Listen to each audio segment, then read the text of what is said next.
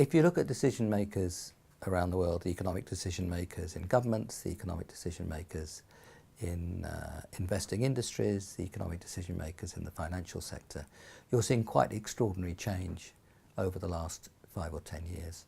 I've been working in China for 30 years. I've been working in India for 45 years, and I spend a lot of time each year in both countries. Those are the two most important countries in the world, relative to the very obvious natural criterion of the number of people who live there. They're the two most important countries in the world in terms of the economic growth during this century.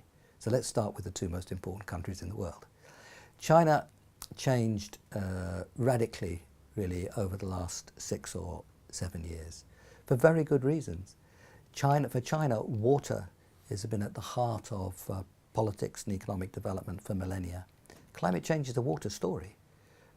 China's rivers, you know, the Yellow and the Yangtze, and which, wherever you look, rise mostly in the Himalayas, and that would be radically affected. So too, if you just run around from the Yellow to the Yangtze to the Mekong to the Ganges, all the way around to the Indus, what you see is rivers that rise in the Himalayas. So India and China have been very concerned about climate change and water, very understandably so. In China, the whole air pollution story has played a big part in their changing view. Very senior Chinese policymakers will say to me, what's the point of all this development if our cities are unlivable?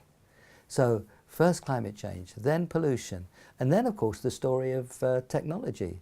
These new technologies are actually technologies where, particularly China, but increasingly India, are really getting rather good. So they can compete on that side. And then there's the falling cost, so they can offer lower costs to their people. So the arguments have been really gathering pace very strongly. And China, after being very dependent on coal, China peaked coal 3 or 4 years ago in its use in the economy as a whole. India has made it pretty clear that it won't be commissioning any more coal-fired power stations, and it may not be finishing the ones that are already under commission. The two most important countries in the world are changing radically.